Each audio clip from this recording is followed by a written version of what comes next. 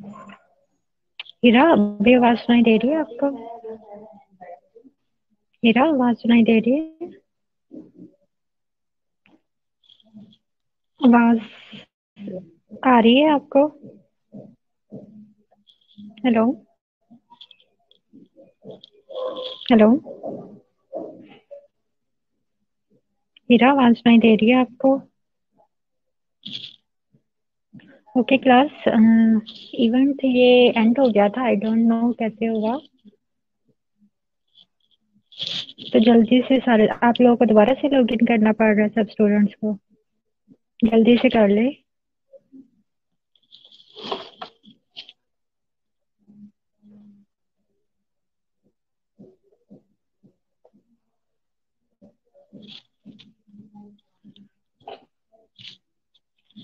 Okay, but slides आपको भी नहीं शो हो रही। स्लाइड शो हो रही है? हीरा, आपको स्लाइड्स दिखाई दे रही हैं?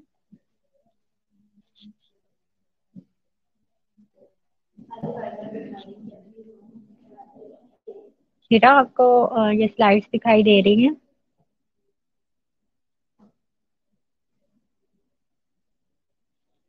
हेलो? ओके।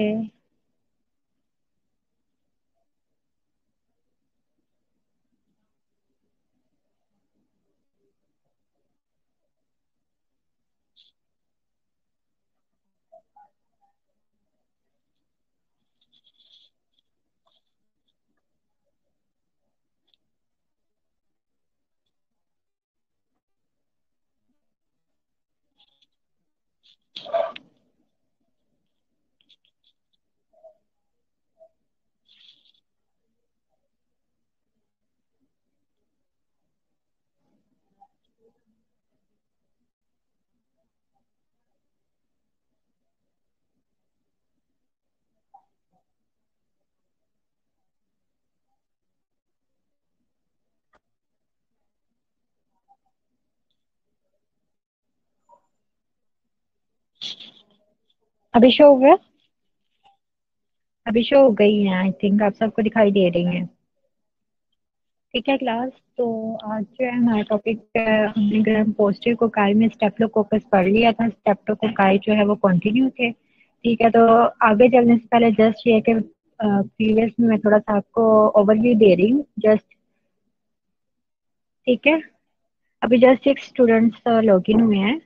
अगर आपका इवेंट एंड हो गया था, दोबारा फोरम से करना था, दोबारा से लॉगिन होना था।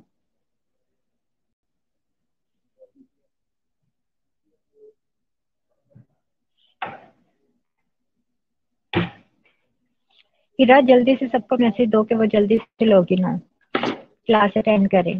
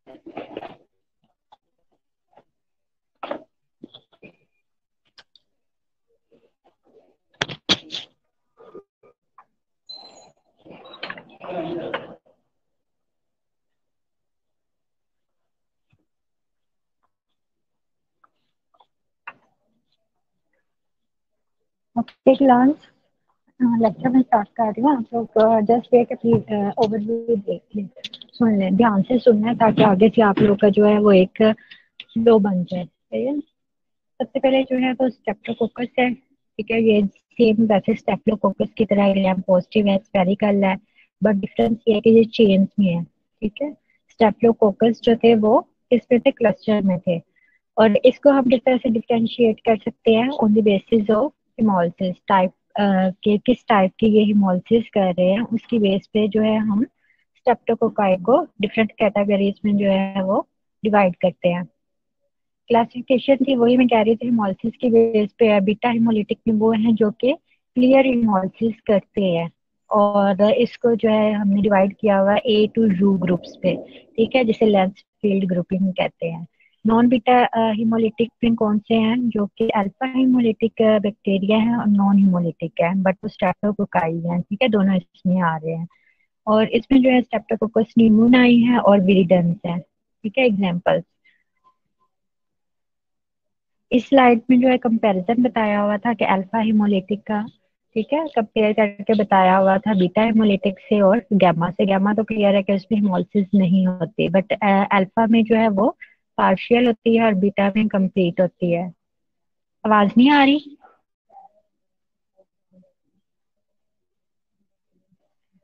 अंबर आपको आवाज नहीं दे रही? हेलो क्लास, आप सबको आवाज नहीं दे रही है? अक्सा, निदा, आप लोग को आवाज नहीं दे रही है? हेलो क्लास, आप लोग फौरन से रिस्पॉन्स नहीं करते, इसमें तो जस्ट यस और नो लिख के सेंड करना है। आप लोग 2 मिनट बाद रिस्पॉन्स कर रहे होते हो। ओके, अंबर आप अपना जो है रिकनेक्ट करें, ठीक है। ओके क्लास, अल्फा में जो था वो पार्शियल थी हिमोलिसिस, वो पार्शियल में क्यों थी, ठीक है, वो इसके आगे रीजन लिखी हुई है। ठीक है, थर्ड कॉलम में उसकी रीजन बताई हुई है। और बीटा में कंप्लीट हिमोलिसिस होती है, वो किस वजह से होती है ये भी इसमें लिखा है कि जो इसमें जो है स्टेप्टोलाइसिन और स्टेप्टोलाइसिन एस जो हिमोलाइसिन, ठीक है ना, उनकी वजह से है।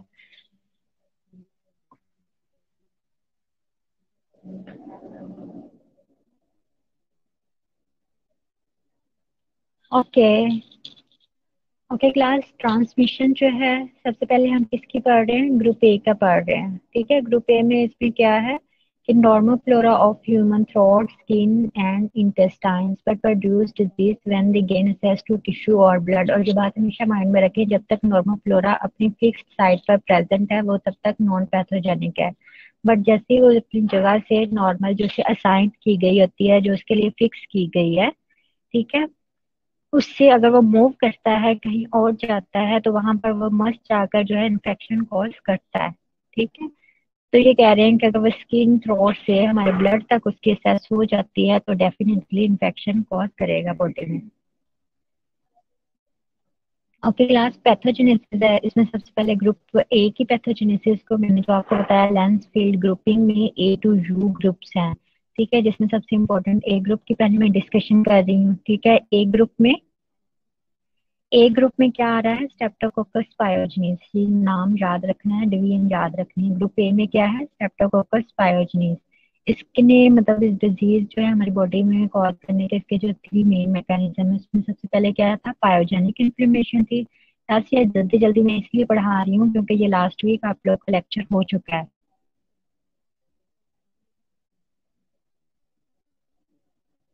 ओके अदील, आपने क्या पूछा? आपने लास्ट लेक्चर नहीं लिया था, ठीक है। और कैटालेस नेगेटिव और हिमोलिसिस। ओके, पहले सुने कि हिमोलिसिस क्या है। हिमोलिसिस की डेफिनेशन अगर हम लिखें, क्लास मैंने आपको हमेशा बताया कि जब भी आप लोग को एग्जाम में कोई ऐसा टॉपिक आता है, डेफिनेशन आती है जिसकी आपको एग्जैक्ट डेफिनेशन नहीं आती, तो क्या करना है, आपने उसके वर्ड को देखना है, हीमोलाइसिस। ठीक है ना, लाइसिस मीन क्या आता है, ब्रेक डाउन होना। हीमो मीन जो आरबीसी हैं, ब्लड सेल्स हैं, ठीक है ना। तो मतलब ब्लड सेल्स की ब्रेक डाउन होना, उसकी डिस्ट्रक्शन होना क्या है, हिमोलिसिस है।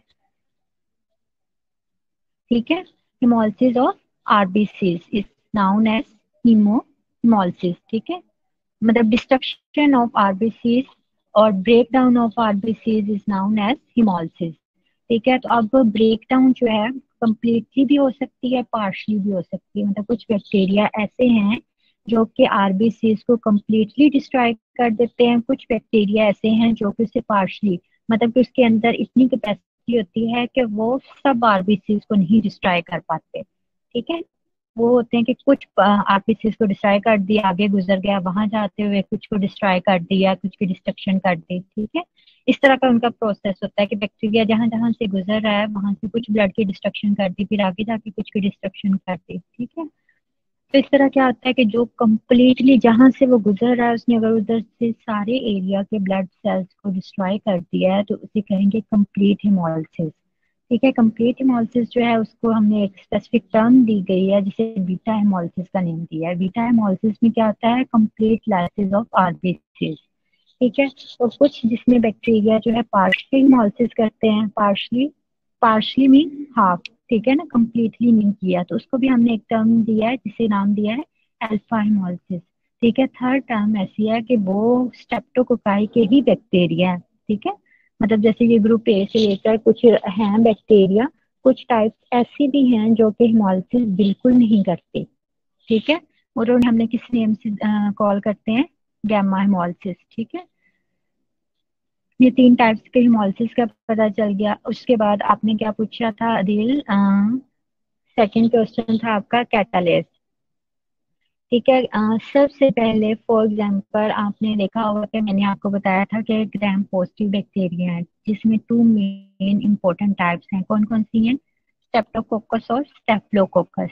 ठीक है, तो हीरा आप मुझे क्वेश्चन दो कि स्टेफलोकोकस को स्टेप्टोकोकस से किस तरह डिफरेंशिएट करते हैं, किस एंजाइम के बेस पे करते हैं।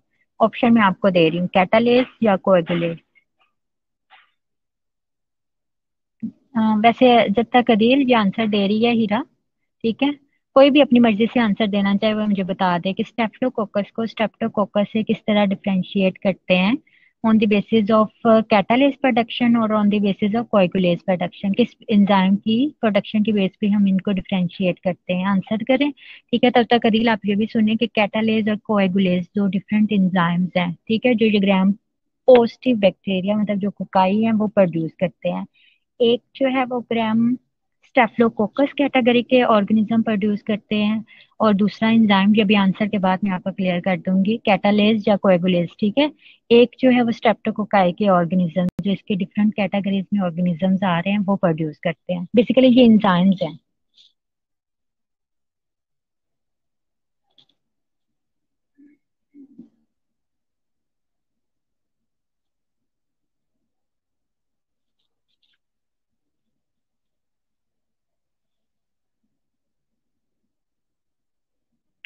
ये ठीक है, क्लियर हो गया। बट हमने स्टेफलोकोकस को स्ट्रेप्टोकोकस से किस तरह डिफरेंशिएट किया है, मुझे उसका आंसर चाहिए। क्लास इधर से ही आप लोग देख लीजिए, ये देखें।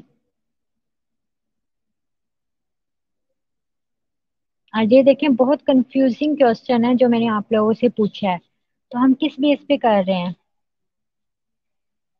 गलत कर रहे हैं। देख लें आप लोग, फिर कंफ्यूज हो गया। जब मैंने ये फर्स्ट लेक्चर दिया था उसमें मैंने निम्रा, कैटालिस्ट या प्रोडक्शन दोनों के नेम्स आप लोग लिख रहे हो क्लियर, जो मैंने जस्ट एक क्वेश्चन किया है। निम्रा, थैंक्स निम्रा और हीरा, अब आप लोगों ने सही आंसर दिया है कि हमने स्टेफलोकोकस को स्ट्रेप्टोकोकस से किस तरह डिफरेंशिएट किया है, कैटालेज की प्रोडक्शन के बेस पे। कैटालेज क्या है, एक एंजाइम है जो कि स्ट्रेप्टोकोकस की जितने भी ऑर्गेनिजम्स हैं, ये डिफरेंट जो मैंने पायोजनीज वगैरह जितने भी ग्रुप्स में नेम्स आएंगे स्ट्रेप्टोकोकाई वगैरह वो सारे कैटालेज नेगेटिव हैं। ठीक है, बट हमने जो है कोकाई में दूसरी एक पहले टाइप पढ़ ली है जो कि स्टेफलोकोकस है। ठीक है ना, स्टेफलोकोकस ऑरियस, स्टेफलोकोकस एपिडर्माइडस, स्टेफलोकोकस सेप्रोफाइटिकस, ये जो तीन डिफरेंट टाइप्स हैं स्टेफलोकोकस के, वो तीनों कैटालेज पॉजिटिव हैं। मरियम शजर, ठीक है ना, मरियम शजर का आंसर सही है। हाँ जी, हीरा जफर, जफर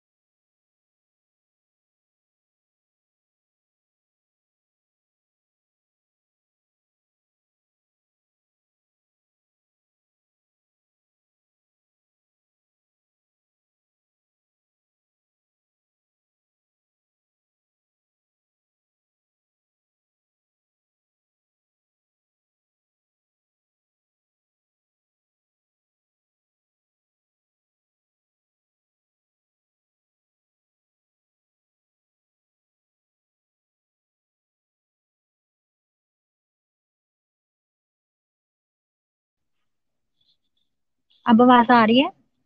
हेलो। डिस्कनेक्ट हो गया था, ठीक है, अभी आवाज सुनाई दे रही है?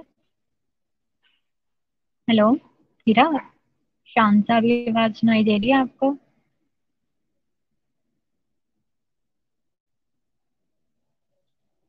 हेलो। ओके डील, तो अब आपने प्रीवियस स्लाइड्स जो मैंने ग्रुप में शेयर की हुई हैं वो आपने पढ़ना है, ठीक है। उसमें जो तीन टाइप्स को आपस में, मतलब एक ही ग्रुप में तीन ऑर्गेनिजम्स को आपस में डिफरेंशिएट किया है कोएगुलेज की प्रोडक्शन पे, ठीक है। But two major category staphylococcus और स्ट्रेप्टोकोकस को डिफरेंशिएट किया है कैटालेज की प्रोडक्शन पे। जस्ट आप लोगों ने ये बात रखनी है याद।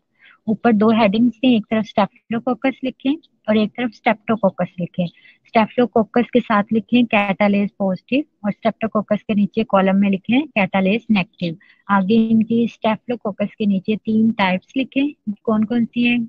ओरियस, एपिडर्माइडस, सेप्रोफाइटिकस। ओरियस के आगे लिखें कोएगुलेज पॉजिटिव, ठीक है। और बाकी जो दो टाइप्स है नीचे बचेंगी वो दोनों ही कोएगुलेज नेगेटिव है। जस्ट इतनी सी बात है, ठीक है क्लास। और ये जो है एंजाइम्स के बेस पे जो क्लासिफिकेशन है, ये मैं किसी और लेक्चर में भी आप लोगों से पूछ सकती हूँ। आज तो चले, इसका ये टॉपिक चल रहा था, मैंने रिवाइज भी कर दिया, बट ये जो है मिक्सिंग है, ठीक है। तो इस ये मैंने किसी और लेक्चर में जस्ट आप लोगों से यही क्वेश्चन कर लेना है कि what which category is positive, cattle is positive and which is negative, ठीक है। ओके क्लास, जो है हम कहाँ तक पहुंच गए थे मैंने बताया आपको, ठीक है। इसमें जो है मैं, हाँ जी, निम्रा गुड हो गया, ठीक है। अब क्या था कि मैं पैथोजेनेसिस बता रही थी। ग्रुप ए की जो है पैथोजेनेसिस का मैकेनिज्म क्या था? थ्री डिफरेंट इंपॉर्टेंट मैकेनिज्म के थ्रू जो है वो बॉडी में डिजीज प्रोड्यूस करती हैं, कॉज करती हैं। सबसे पहले क्या था? इन्फ्लेमेशन के थ्रू, ठीक है। और ये मैं आप लोगों को टर्म्स बता चुकी हूँ। लोकल साइट का इन्फेक्शन क्या है और सिस्टेमिक क्या है, लास्ट लेक्चर में ये आप लोगों ने ही मुझे बताया था, ठीक है। लोकली इन्फेक्शन मीन के जहाँ पर ऑर्गेनिज्म, माइक्रो ऑर्गेनिज्म प्रेजेंट होगा, जिस साइट पे, जिस एरिया पे, जस्ट उधर ही स्वेलिंग करके इन्फेक्शन कॉज करेगा।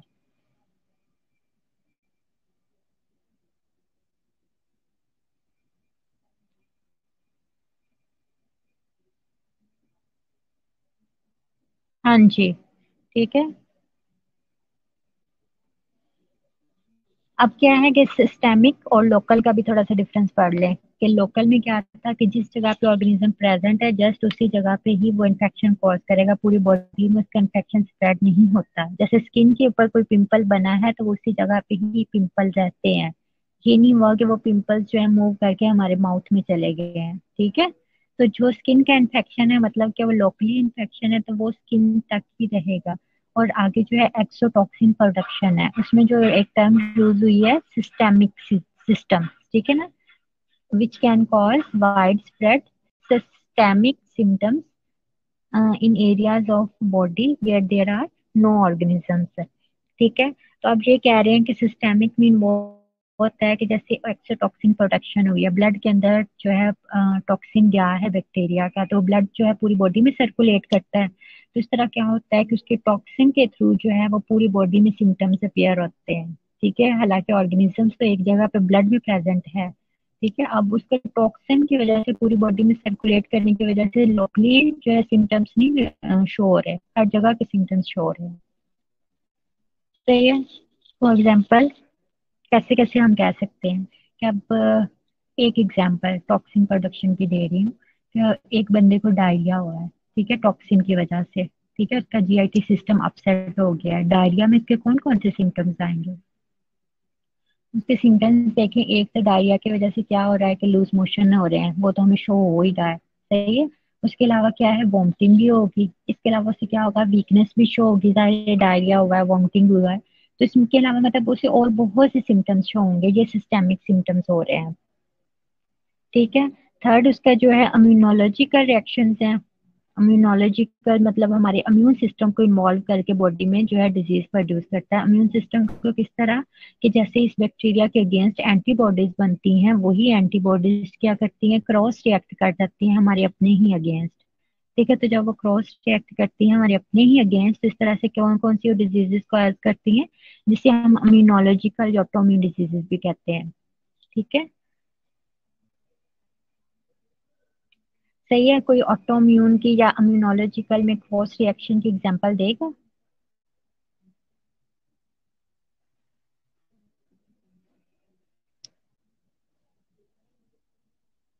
इम्यूनोलॉजिकल में ऐसे कोई एग्जांपल देगा जिसमें बैक्टीरिया के अगेंस्ट एंटीबॉडीज बनी, बट वही एंटीबॉडीज क्रॉस रिएक्ट कर भी बैक्टीरिया को किल करने के साथ साथ हमारे अगेंस्ट, हमारे अपने भी अगेंस्ट वर्क की, कि उसने हमारे अपने टिश्यू को भी डैमेज किया। तो इसकी कोई एग्जांपल देगा? मैंने लास्ट क्लास में क्लियर जो है कंपेयर किया था, आपको बताया था। जल्दी से क्लास, हमारे जो है आधा घंटा तो इसी में गुजर गया है। ऑटोइम्यून डिजीजेस में कोई एग्जांपल देना जो इसकी हो रही है, जैसे कि बैक्टीरिया की वजह से एंटीबॉडीज बनी, वही एंटीबॉडीज हमारे अपनी बॉडी के अगेंस्ट क्रॉस रिएक्ट कर गई। क्रॉस रिएक्शन मीन वो होता है कि उसने किल तो बैक्टीरिया को करना था, बट उसने क्या किया कि हाइपर में, मतलब उसने, मतलब वो इतना एक्साइटमेंट हो गया, इतना एक्टिव हो गया हमारा इम्यून सिस्टम कि उसने बैक्टीरिया को किल तो किया, बट साथ में हमारी बॉडी को भी डैमेज किया, हार्म पहुंचाया। टाइप 3 में आए थे कौन सी? इम्यून कॉम्प्लेक्सेस रिएक्शंस, ठीक है, जो कि पोस्ट स्ट्रेप्टोकोकल ग्लोमेरुलर नेफ्राइटिस है, कि मतलब किडनी के इंफेक्शन ये कॉज करता है। इसके अलावा जो है ये आर्थराइटिस वगैरह, ठीक है, ये इसकी एग्जांपल्स आते हैं। ठीक है, अब आपको वैसे ये टर्म समझ आ गई है कि इम्यूनोलॉजिकल में किस तरह थे, कि बैक्टीरिया बॉडी में आया, उसके अगेंस्ट एंटीबॉडीज बनी, वो एंटीबॉडीज ने क्या करना था, बैक्टीरिया को किल करना था, बट उसके साथ साथ क्या हुआ कि हमारे अपने अगेंस्ट, हमारे अपने किसी ऑर्गन को भी टारगेट करके उसको भी डैमेज किया, उसको भी हार्म पहुंचाया। ठीक है, ये इम्यूनोलॉजिकल रिएक्शंस हैं कि इसका मैकेनिज्म इस तरह से भी होता है बॉडी में। बैक्टीरिया ये भी एक तरह से, इस तरह से भी क्लेवर है। ठीक है, अब इसके एंटीजेंस हैं, टू इम्पोर्टेंट एंटीजेंस हैं। ये मैं किसकी भी बात कर रही हूँ, जस्ट ग्रुप ए की बात कर रही हूँ, पायोजनीज की। ठीक है, इसमें सबसे पहले क्या है, सी कार्बोहाइड्रेट्स हैं, ये मैंने आप लोग को स्टेफ्लोकोकस। आवाज नहीं आ रही? हेलो, क्लास आवाज नहीं दे रही है? ओके, निम्रा आप भी कनेक्ट करो। ठीक है, अब इसमें एंटीजेंस कौन कौन से हैं? सी कार्बोहाइड्रेट्स है और एम प्रोटीन है। सी कार्बोहाइड्रेट्स क्या है? Determines the group of beta hemolytic streptococci, it is located in the cell wall. ठीक है, सेल वॉल के अंदर ही इसका सी कार्बोहाइड्रेट है, ठीक है, जो कि एक इम्पोर्टेंट एंटीजन है। ठीक है, अब एम प्रोटीन एक सेकंड एंटीजन है इम्पोर्टेंट। ठीक है, इसमें क्या है, is it's most important anti phagocytic factor. ठीक है, ये मैं आप लोगों को क्लियर कर चुकी हूँ कि एंटोफेगोसिटिक फैक्टर मीन क्या होता है। ठीक है, anti mean against, phagocytic mean phagocytosis के अगेंस्ट, कि हमारी बॉडी में जो नॉर्मल प्रोसेस हो रहा है फैगोसाइटोसिस, जो मैं आप लोग को क्लियर पढ़ा चुकी हूँ डिटेल में। ठीक है, फैगोसाइटोसिस क्या होती है, इनगल्फिंग ऑफ फॉरेन पार्टिकल्स। तो ये उसके अगेंस्ट रोल प्ले करते हैं कि इनगल्फ नहीं होने देती बैक्टीरिया को। बैक्टीरिया इनगल्फ नहीं होगा तो समझिए कि वो किल नहीं होगा, डैमेज नहीं होगा, और क्या करेगा, बॉडी में इंफेक्शन कॉज करेगा। ये क्लियर हो गया था ना, एंटी फेगोसिटिक। सही है, अब उसके बाद क्या है, group A streptococci virulence factors हैं। ठीक है, विरुलेंस फैक्टर में कौन कौन से आ रहे हैं, ये एक डिफरेंट एंजाइम्स के नेम्स हैं। ठीक है, group A streptococci produce 3 important inflammation related enzymes हैं। ठीक है, जो हमने पहले फिनोमेना पढ़ा, उसका मैकेनिज्म था जो कि पायोजेनिक इन्फ्लेमेशन के थ्रू डिजीज कॉज कर रहा था। इन्फ्लेमेशन किस तरह से वो कॉज करता है कि ये डिफरेंट एंजाइम्स प्रोड्यूस करता है। कौन कौन से एंजाइम्स है, हाइल्यूरोनाइडेज, स्टेप्टोकाइनेज और डीएनएज।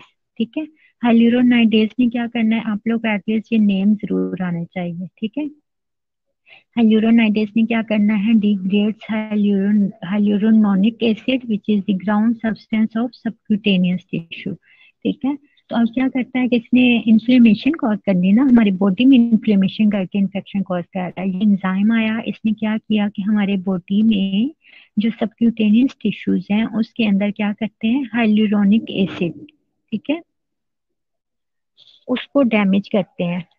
ठीक है, उसको डैमेज करके क्या करते हैं, इन्फेक्शन कॉज करते हैं, इन्फ्लेमेशन कॉज करते हैं। सही है। हमारी बॉडी को इसने किस तरह हार्म किया? सबक्यूटेनियस टिश्यूज को टारगेट किया, ठीक है।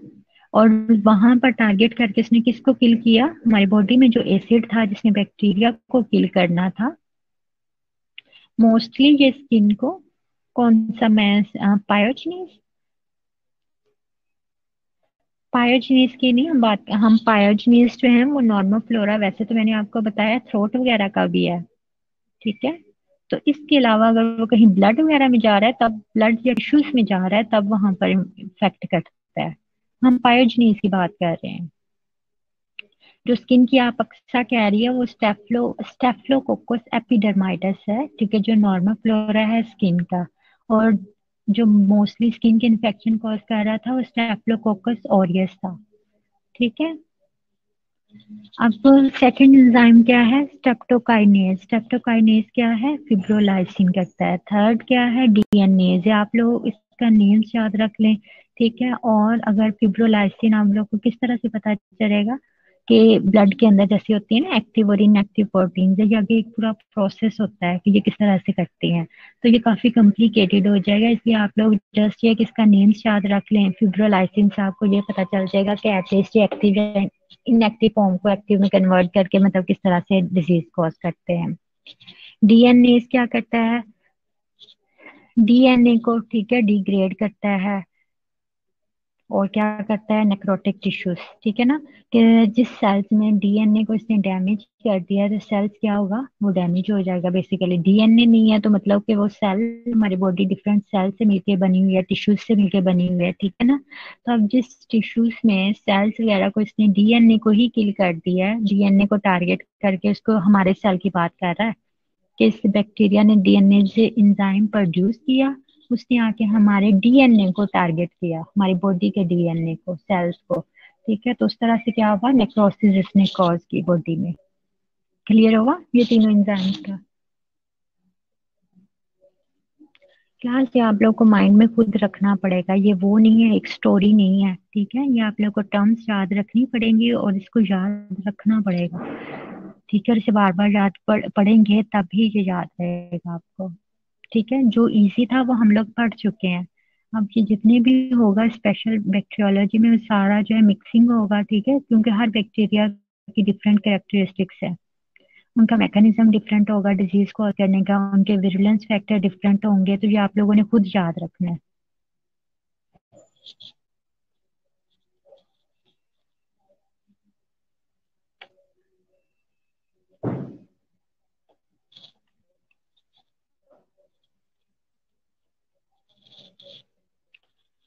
Okay class.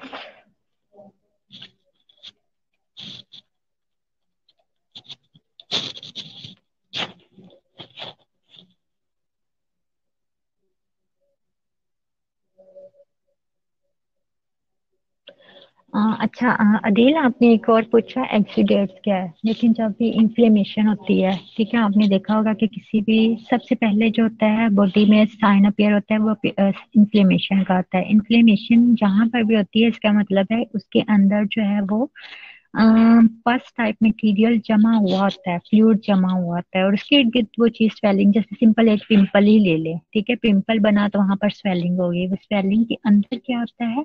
एक्सुडेट्स होता है। एक्सुडेट्स में क्या होता है कि ऐसा फ्लूइड होता है जिसमें पस वगैरह इंक्लूडेड होती है, ठीक है, तो उसे एक्सुडेट का नेम दे रहे हैं।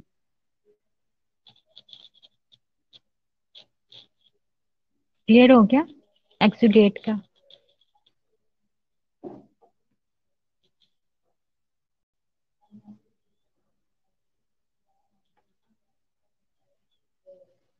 अदील क्लियर है? एक्सुडेट, मैंने ये सिंपल वर्ड में जस्ट आपको ये बताया कि कहीं पर भी इंफ्लेमेशन हुई है तो उसके अंदर जो हम ऐसे पस टाइप कई बार होता है, ऐसे प्रेस करके भी उसे रिमूव कर देते हैं, ठीक है। तो वो अंदर से जो हम फ्लूइड निकाल रहे होते हैं, जो गंदा फ्लूइड होता है, ठीक है, जैसे हम कहते हैं कि अंदर से रेशा टाइप, पस मीन होता है रेशा बनना, ठीक है। तो वो जो पस होती है एक्सुडेट फ्लूइड वही होता है। हाँ जी, ठीक है। और पस की उर्दू क्या है? मतलब कई बार ऐसे होता है कि हम इंग्लिश में पढ़ रहे होते हैं बट हमें उसकी उर्दू में जैसे हम आम लैंग्वेज में वर्ड यूज कर रहे होते हैं, हमें वो नहीं पता होता, बस में हम आम ले लैंग्वेज में से रेशा कह रहे होते हैं। कहते हैं ना कि ये अंदर रेशा बढ़ गया, गंदा हो गया। ठीक है। पिंपल्स, पिंपल जैसे ये जस्ट फेस पे कह रहे हो या किसी कैसे फिंसी टाइप कुछ बन जाता है। ठीक है। ये जस्ट मैंने एक एग्जांपल दी है आपको एक्सीडेंट की।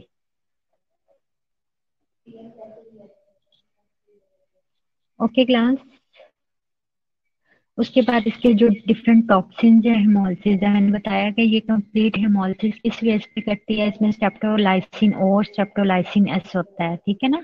ये भी डिफरेंट एक तरह से क्या है, एंजाइम्स होते हैं, टॉक्सिन्स होते हैं जो कि हेमोलिसिस कॉज कर रहे होते हैं बॉडी में। तो इसमें सबसे पहले क्या है, ये अब इसमें बैक्टीरिया में पायोजनीज के अंदर डिफरेंट टाइप के टॉक्सिन और हेमोलिसिस प्रोटीन्स हैं, उनको मैंने डिस्कस किया है। टॉक्सिन कौन सा है, एरिथ्रोजेनिक टॉक्सिन है। ठीक है। ये क्या करता है,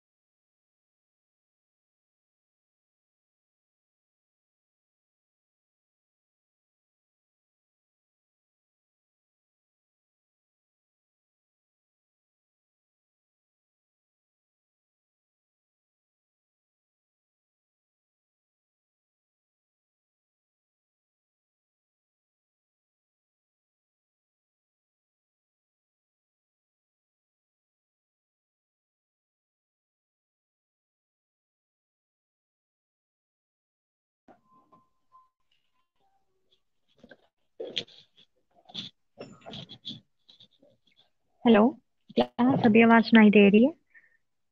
okay class, I am asking about two different terms, oxygen labile and oxygen stable.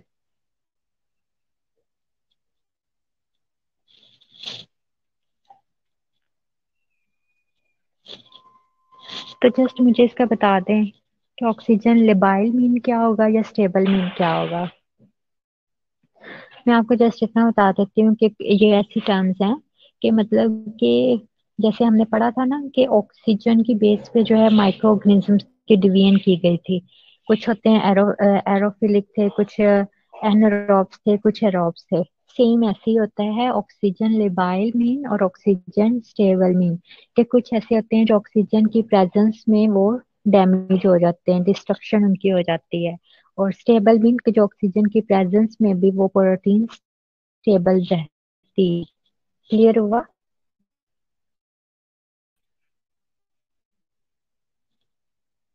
तो इसमें दो इंपॉर्टेंट जो है प्रोटीन्स हैं, कौन कौन सी, स्टेप्टोलाइसिन और स्टेप्टोलाइसिन एस, जो कि बेसिकली रोल क्या करती हैं, हेमोलिसिस में करती हैं, बीटा हेमोलिसिस करती हैं।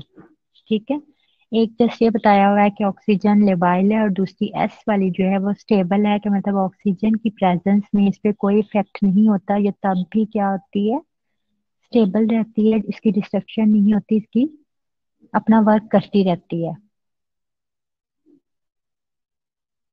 हाँ जी, निम्रा का कमेंट देख लें, जो ऑक्सीजन के प्रेजेंस में किल हो जाए। ठीक है। ये प्रोटीन जो स्टेप्टोलाइसिन ओ है। ठीक है।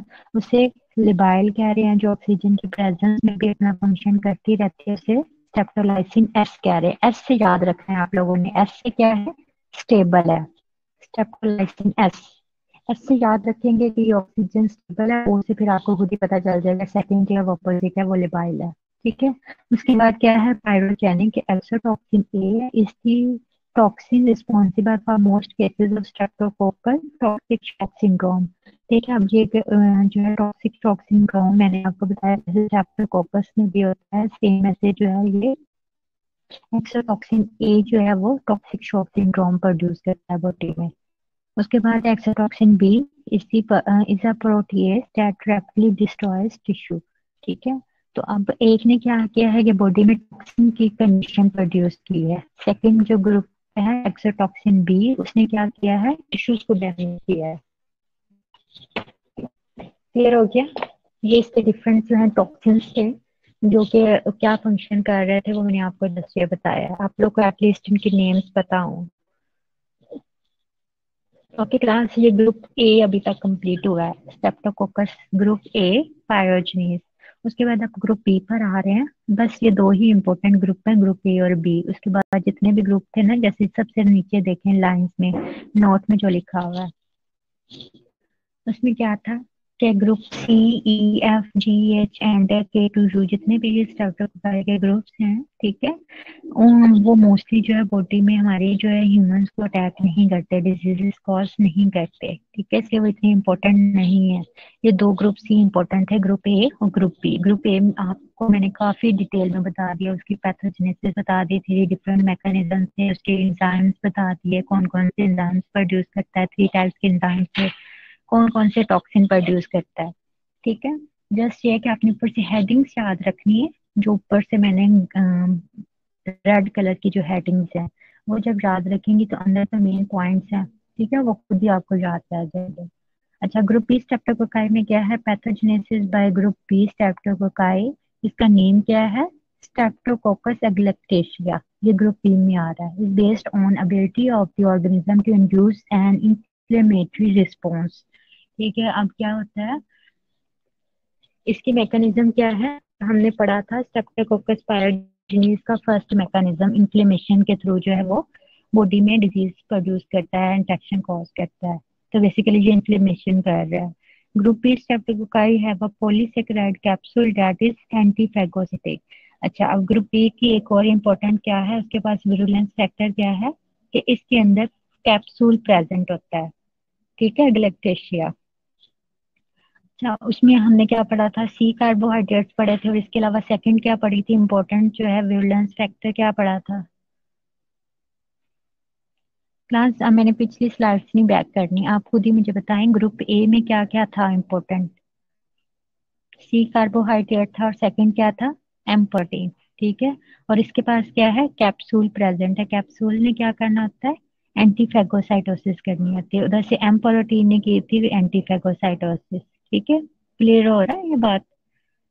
मैंने आपको बस ये कि ग्रुप ए के साथ कंपेयर कर दिया। हाँ जी अक्सा, गुड आंसर, हीरा गुड आंसर। एम प्रोटीन ने क्या किया था, एंटीफेगोसाइटोसिस के मतलब बैक्टीरिया को इनगल्फ होने से प्रिवेंट किया था। सेम ऐसे इसमें क्या है, एम प्रोटीन तो नहीं प्रेजेंट बट कैप्सूल प्रेजेंट है। कैप्सूल का फंक्शन आप लोगों ने पढ़ा होगा कि बॉडी में क्या होता है, बैक्टीरिया में क्या होता है, एंटीफेगोसाइटोसिस ही होता है, कि वो बैक्टीरिया को इनगल्फ होने से प्रिवेंट करता है। ओके क्लास, अब इसमें पैथोजेनेसिस, ये हमने ग्रुप बी पढ़ ली है। ग्रुप बी और उसके बाकी जितने भी लेंस फील्ड ग्रुप के टाइप्स थी, ठीक है, ग्रुप्स थे, वो मैंने आपको बता दी हैं। उसके बाद हमने अब सेकंड कैटेगरी है, नॉन बीटा हिमोलिटिक स्ट्रेप्टोकोकाई, ठीक है, क्लियर हो गया? जो सेकंड स्लाइड में मैंने बीटा हिमोलिसिस की बेस पे टू मेजर ग्रुप्स बनाए थे, बीटा हिमोलिटिक और नॉन बीटा हिमोलिटिक। अब ये सेकंड कैटेगरी है, नॉन बीटा हिमोलिटिक। इसमें क्या है, streptococcus pneumoniae and the विजिटेंस।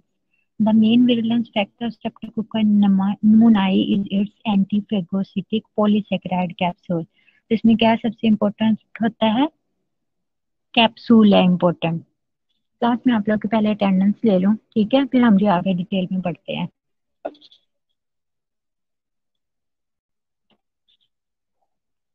Class अपनी अटेंडेंस नेम लिख के सेंड करें, आपकी ये कंबाइंड ही अटेंडेंस होगी, ठीक है। अगला लेक्चर भी मेरा है आप लोगों के साथ।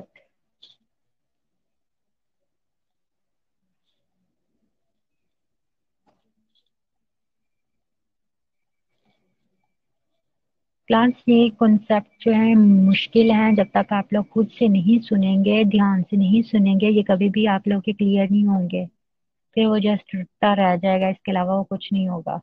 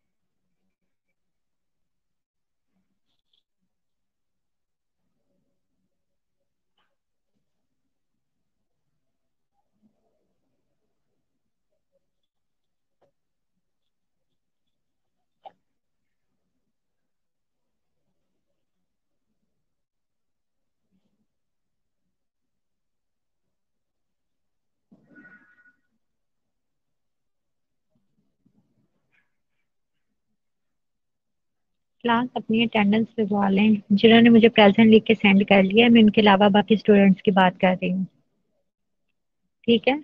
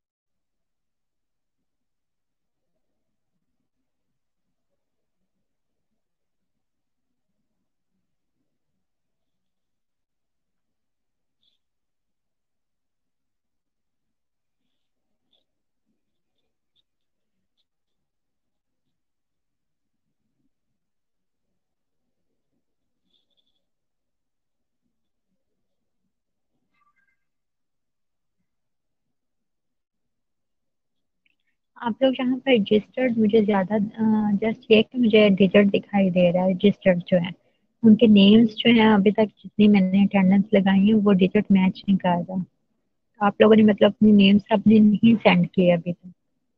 खुशनूर, हिना, हिरा जफर, लुबना बतूल, आयशा शबीर, मरियम शजर, सना कंवल, हफ्सा नौरीन, अंबर, ठीक है, अदील, अदीना, साफिया नाज, मानूर, निमरा महरीन, शमसा जावेद, अक्सा नजीर, रोनिका फारूक, समन सहर, निशा नसीम, रुबाब, आयशा शबीर, राफिया नाज,